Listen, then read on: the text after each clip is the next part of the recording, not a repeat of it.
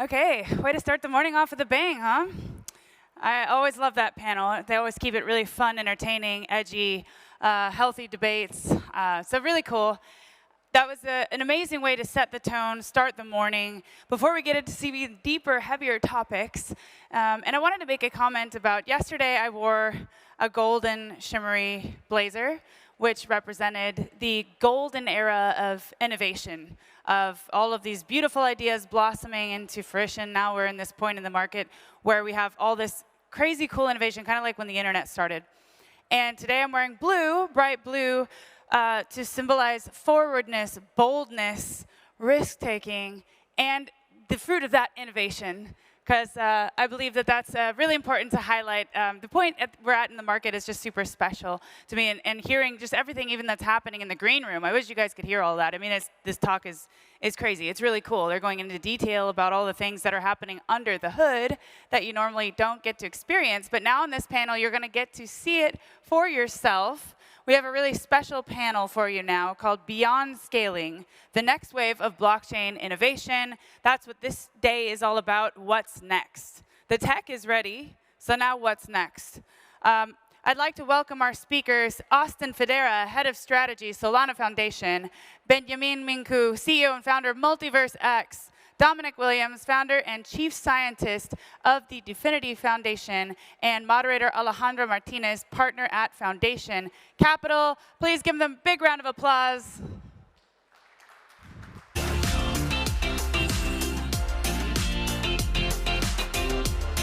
COVID, were less expensive. You're first. They paid less for them. They pay for the same machine now. Interesting. No? Oh.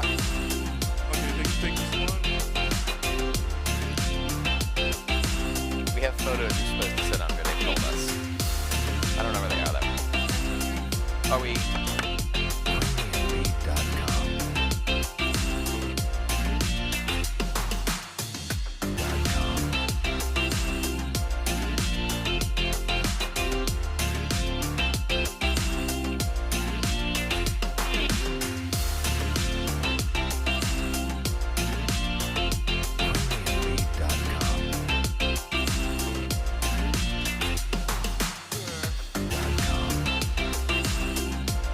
Right.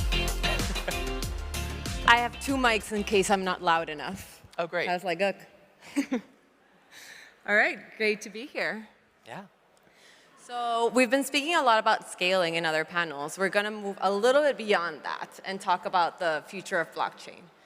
So it's been an exciting year. We've had the Bitcoin ETF launched, which has been a huge success, one of the most successful ETFs ever launched.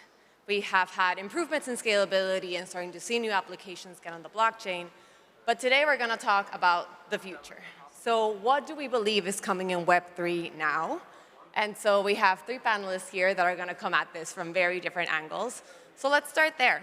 And before we talk about the future, I think it would be important context setting to discuss what is your philosophy around blockchain and what it should be doing before we talk about the future. So why don't we all have the three of you give your backgrounds and talk a little bit about that. And before that, I'll just introduce myself quickly. I'm Alejandra. I'm an investor at Foundation Capital, focusing on crypto. Great. I'm Austin Federa. I run strategy at the Solana Foundation.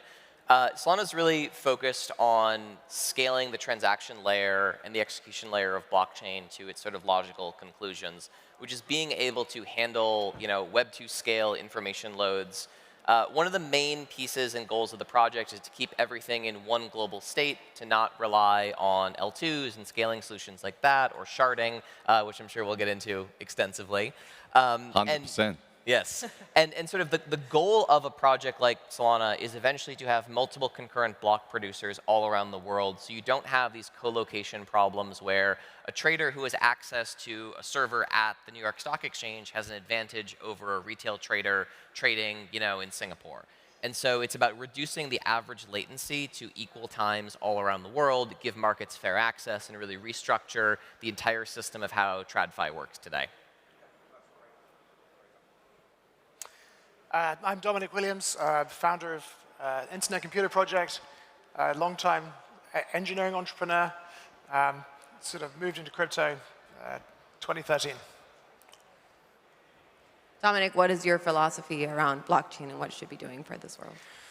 So we've always seen it kind of differently. So, back in 2014, I was, I think, the first person working on, sharding techniques for blockchain and trying to repurpose classical Byzantine fault-tolerant consensus for the blockchain setting. And I was involved with Ethereum and heard this word world computer, or phrase world computer, and I thought that's a really good idea, and so I pivoted from that initial work I was doing in 2014 to this sort of world computer idea in 2015. Started using the word DFINITY, which is a portmanteau of decentralized infinity, and looking at ways that you can create a blockchain that really is a replacement stack. So, I think Solana's pretty highly optimized for DeFi in many ways, but internet computers designed as a sort of replacement for current IT. So our vision is that third generation blockchain really begins to replace traditional the traditional IT. So yeah, amazing. Yeah, we've got today there are social networks running on the blockchain on the internet computer. So if you think we've come a very long way, I mean, you've got smart contracts serving HTTP, storing hundreds of gigabytes of data, and we've worked out ways of doing things like remove crypto wallet from the flow. So as a user, you can interact directly with the smart contract that's creating an interactive user experience for you. And you can integrate that kind of thing with kind of DeFi functionality. So we've got to the point now where you can run AI as a smart contract, which is a big advance. I mean, the AIs we're running as smart contracts now are pretty limited. They're like neural networks. You can do image classification. We've got one hopefully coming that can do facial recognition. They're not large language models yet, but that's the direction we're heading. So the idea is you'll be able to have a conversation with the blockchain. And then also we're doing a lot of stuff with multi-chain technology. So Beniamin Mincu, co-founder and CEO of MultiversX. What I would say is I would just look at two things. First, coming back a bit to the Solana colleague here. The key point here, I think, is to start from a standpoint of understanding what I'd say I wanted to share this for probably 1-2 years, never had the time, but this thing I call the sort of Ben scaling law, which is that whether you look in nature, in society, or in any type of computation, at scale, there is no system without sharding or parallelization. There is no system. So whether you're trying to invent something new, at scale, nature has not found a way without this type of parallelization embedded into the system. So I'd say the most advanced systems in the world will, at best, find a way to mimic that in a super effective way. This is what we've built with Elrond at first and MultiversX. We can process today, not in the future, upwards of 100,000 transactions per second. Sharding is this technology that I think most of the people misunderstand, just because of all the bad designs around and all of that. But we've started Elrond and MultiversX with this very simple idea that for a world to use this technology at scale, you would need, one, a transition from dial-up to broadband, very similarly to what you had in the early internet days, and then a unique UX breakthrough, almost like a browser moment that would enable anyone to use this type of technology without focusing on the rocket science part. So the key goal with which we started at that point was, one, to build a high bandwidth, low latency infrastructure for a new type of financial system, and then most importantly, give anyone, anywhere, easy access to it. Because at the end of the day, maybe to the discussions we had yesterday and so forth, maybe people will be onboarded with memes, I mean, in Africa and some other places as well.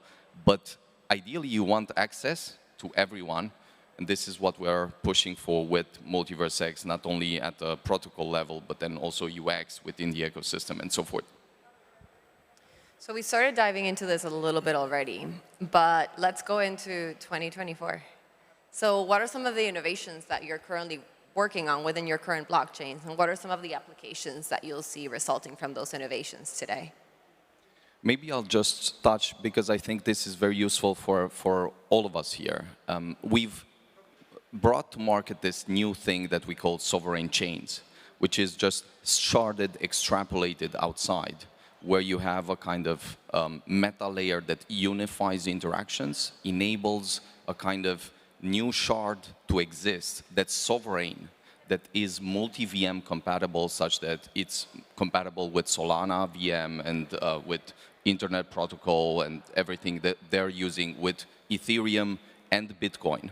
And that thing, I think, is extremely powerful because it unifies communities, liquidity, and enables a kind of composability on top that sort of reframes the game from a zero-sum PvP game to a much higher output and value game that I think we've not played up until this point in the space. So we're extremely excited about that. Already have 2 designs for Bitcoin and Ethereum just because of those being the largest ecosystems.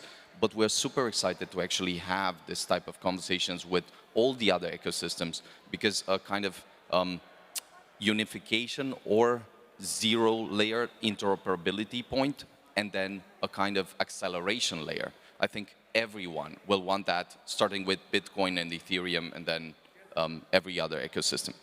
And within the multiverse universe, do you see applications surfacing that take advantage of that composability today that weren't possible, let's say, in 2022, 2021?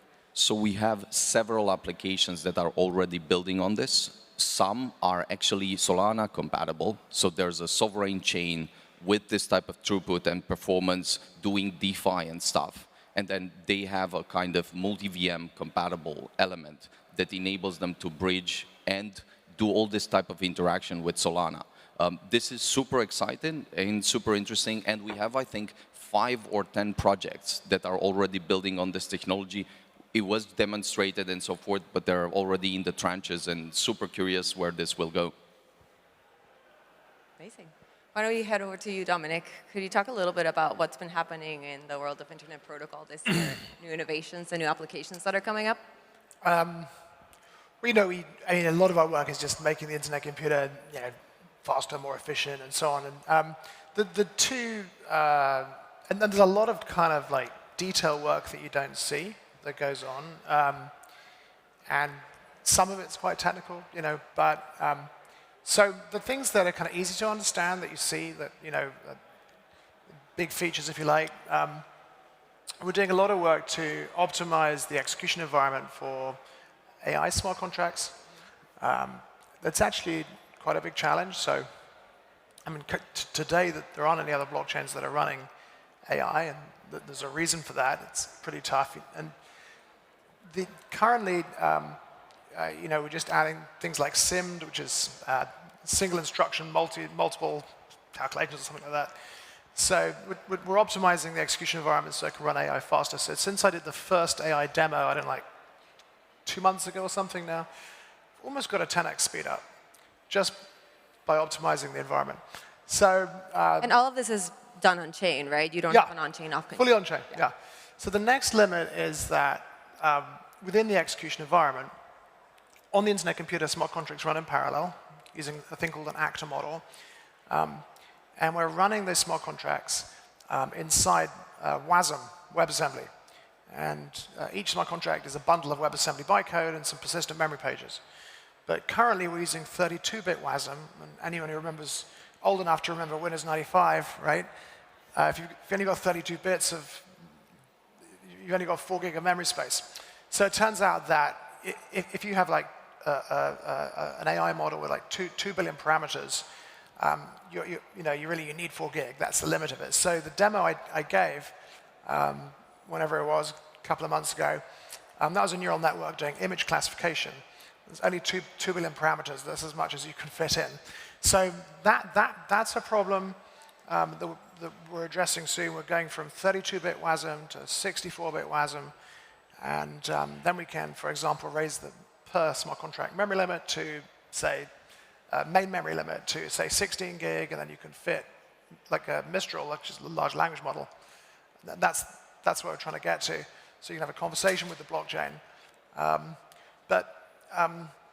You know, there's lots of other like low-level work that goes into running it faster. So the demo I gave actually ran through consensus, which probably you wouldn't normally do. And it ran over, like, in the first instance, it ran over, I think, like 9 or 10 blocks, something like that. And it involved like 20 billion WASM instructions, which gives you an idea of how much compute you've got to bring on chain to do this kind of thing. So, you know, it's got to be optimized, made to run faster. At some point, we're looking at ways that we can incorporate GPUs into internet computer node machines, which is pretty difficult because the way they do computation is non-deterministic. So we have to find ways of making that deterministic. So that's the kind of work we're doing. You and Austin seem to share some thoughts on what is limiting some scalability from a memory throughput today. Oh, I mean, like when you're dealing with AI agent work, like yeah, it's incredibly computational and memory intensive. So really it's a lot of work to get that stuff. So curious, you're doing all of this work today to make sure that all of these like models and systems work on chain. What would be an ideal partnership? Like let's go along. Like what would be an ideal partnership and use case that could come out of all of this work that we would be using your infrastructure on the back end to run our daily applications? So I think running AI on a blockchain is generally a very powerful thing to do because it becomes tamper-proof, which means effectively it's kind of hack-proof. And it's unstoppable. And I think in the future, you know, there'll be these big centralized large language models like GPT, but there are also going to be millions of models that are run specifically to optimize one company or do something like rank content in a Web3 service and so on. And it's going to be very important that these models can't get hacked because they're going to have access to all this really sensitive data.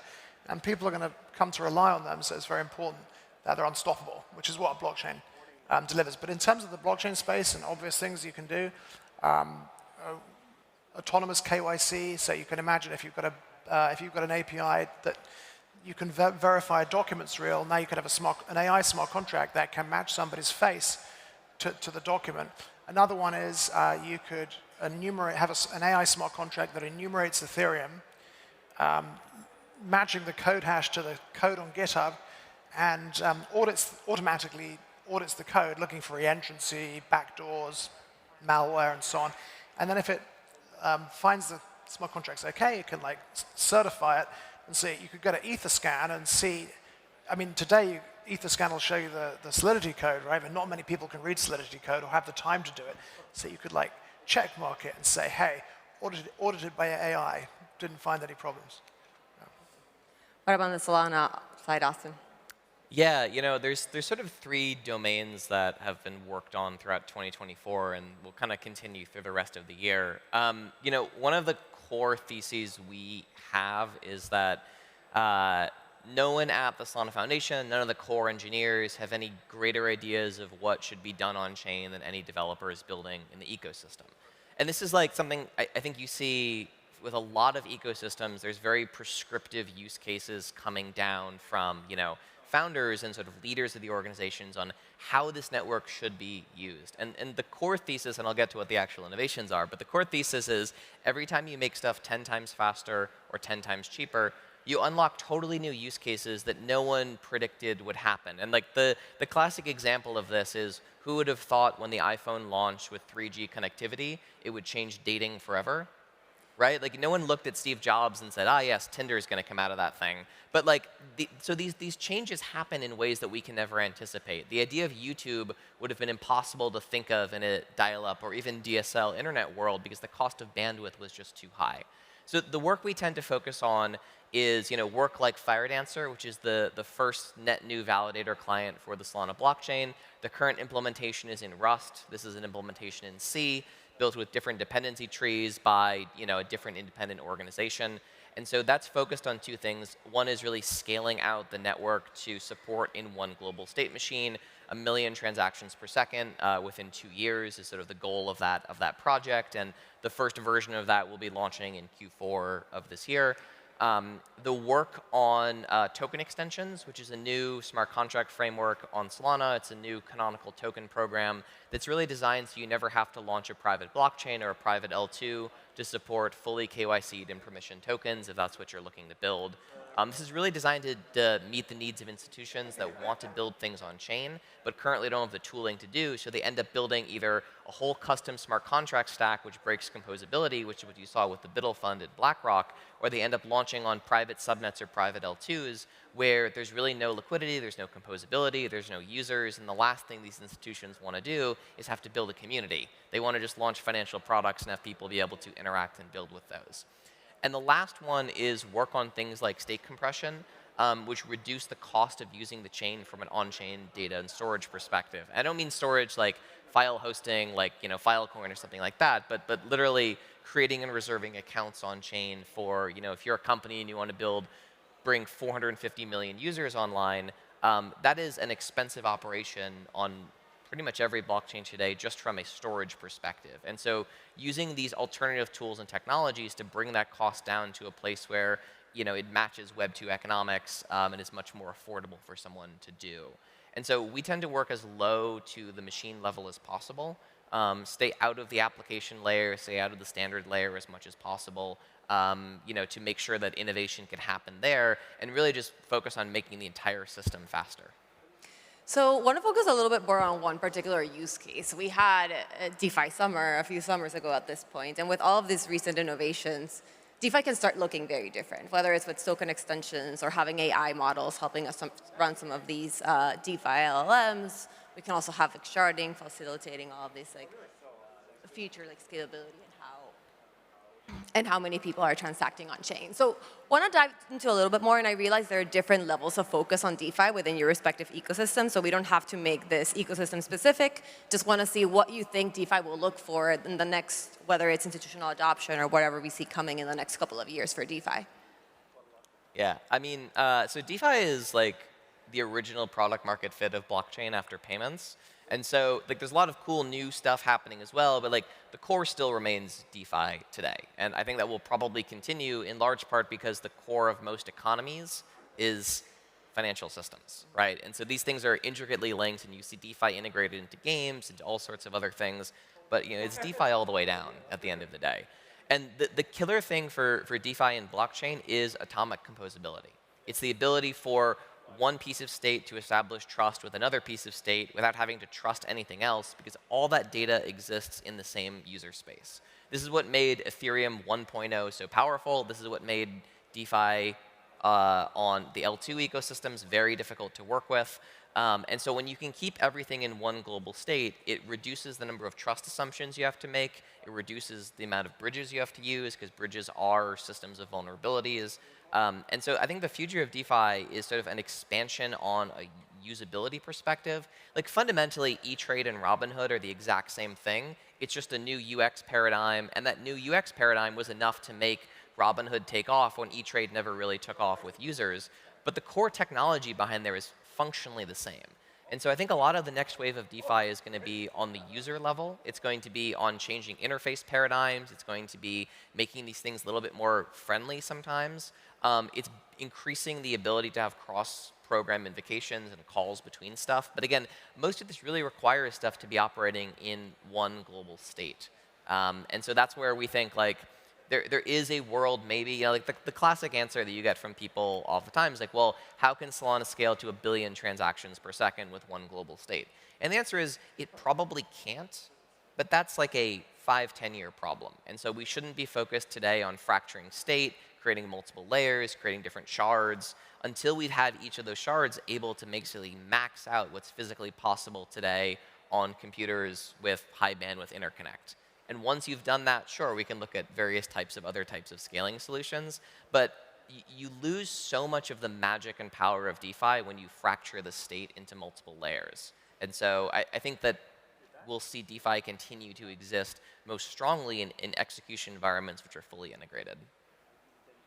Might want to skip over to Beniamin after this, given the sharding versus global state. I think I'm taking the exact opposite approach here, where the key point is we've done some literal breakthroughs in terms of UX for users, where, for instance, you already have Apple-like user experience in several applications on top of MultiversX, where whether it's just this DNS-like usernames, whether it's abstraction all the way down, whether it's being able to use a wallet without having to worry about your seed and so forth, but still maintain full non-custodial nature of elements.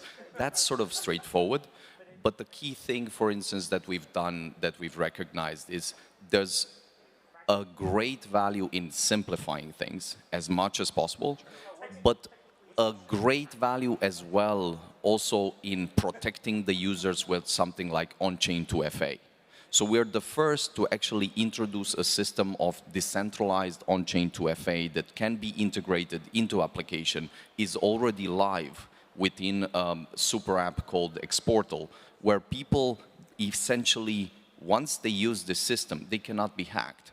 It's bulletproof. If you have the on-chain 2FA activated, there's a kind of there's a basically a kind of eagled haste right now, almost like a call to hack the system, where someone provides their seed phrase and everything and invites people to somehow hack the system, take the money away from this on-chain 2FA protected wallet. Nobody has managed up until this point. If they manage, then it's great. We can improve the system. So we definitely invite everyone to start trying that. But what I'm saying is UX, I believe, is fundamental for us to see this next shift and major wave in adoption. And I think coming to what I was saying right at the start, it's this transition from dial-up to broadband that's not even a discussion. It's super clear that it's necessary to build anything that you want as a meaningful application. But I think what, especially for technical people that love and could discuss about technology all day and all night long, this unique browser moment, I don't think is understood at the power it brought to the internet. So if you think about the internet as this network of networks, a bunch of military folks, universities and geeks loving what was happening, that's cool. But the internet made it dumb-proof. Literally, you did not need to know anything. You could serve some web pages and then build all these applications. This created the market. And I think this is the part that we've not had enough, that we've put a lot of effort and intentionality into, where if you have a scaling layer that's sort of unbeatable, if you have this adoption paths that interconnect with some of the largest chains and ecosystems in the world, and find a way to offer composability, because this is, I very much agree that having atomic composability at a meta layer is much smarter than trying to avoid something that is an unavoidable problem that you'll face down the road. So having this layer with unique user experience, I believe, makes for the simplest user experience that you could have, where people will start playing around, will start building and all of that. I don't think this is a one, like you'll solve all of it from one day to the other. But I think it's extremely, extremely valuable and useful to think through this and see what the users want, iterate with them and see how they play with things. For sure, we're not going to get to 1 billion users in crypto with the current onboarding experience, not either on the retail side, but also not on the institutional side either with all of the requirements we have. So I'll start with you on the next question, Dominic. Probably best for us to get a little bit closer to wrap up, because there'll be many ideas on this one, but what's the state of crypto that you would be proud to see unfold over the next 5 years? And what do you think are some of the current blockers into achieving that vision beyond the onboarding experience we just talked about? Well, I think, you know, one question has always been, will there be different kinds of blockchain, or will this just be a race for, you know, performance, scale, and so on? I think probably there will be different kinds of blockchain because there are sort of fundamental trade-offs that you can't avoid. So, internet computer is very focused on compute, and you know, it's a single environment Internally, there are subnets, but the smart contracts can't see them. It's processing about 360,000 Ethereum equivalent transactions a second right now. So there's a lot of compute happening on the internet computer blockchain.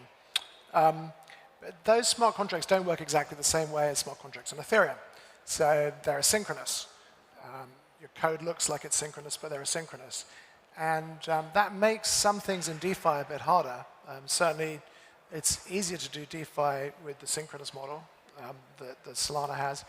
And so, we're focusing on integrating with other blockchains. So we have a thing called Chain Fusion, technical name Chain Key. And it means that the internet computer network can directly interoperate with other blockchains without a bridge. So hosts a thing called Chain Key Bitcoin, and people are sending it in chat messages using sort of Web3 social media, 1.5 second finality, near zero cost. Recently done the same thing with Ethereum and ERC20, and looking forward to bringing on chains like Solana 2. So, it might be that those kind of fully on-chain social media experiences do interact with DeFi on the internet computer, and indeed there's a order book exchanges running on the internet computer, but that they also very extensively integrate with DeFi on other chains, because there are these fundamental trade-offs. So I think we'll begin to see that those kind of things, the answers to those kind of things elicited. It was interesting talking to Austin and listening to the latest ways that Solana is optimizing their chain to scale vertically and just making it faster and more efficient. And, so I think, that's what I'm looking forward to seeing, how the ecosystem evolves, what the technical solutions, what different technical approaches people take are, and just watching the evolutionary tree of blockchain grow. I think it's going to be fascinating. Any blockers in the last minute that we have here? So I would double click on what Dominic was saying, just this idea of rather than the universe that unfolds, this idea of the multiverse, just this quantum physics idea where you'll 100% have several environments unfolding in parallel at the same time, optimizing for different problems, to the extent that you can interconnect them and help them play a kind of collaborative multiplayer game. You achieve what humanity achieved every age where progress was really made happen. The sad story sometimes of the blockchain or crypto space was that people were much too focused on the PvP stuff rather than on the large elephant in the room problems of getting this technology out to the people that really need it the most, whether it's just people in Africa or some of these countries that are not banked at all, or institutions that really need better tools. So we very much welcome this new collaborations, a multiplicity of solutions that unfold and build on things. So yeah, very happy about that. All right. Well, thank you, everyone, and thank you to our panelists as well for a good discussion. Thanks. Thank you. Thank you.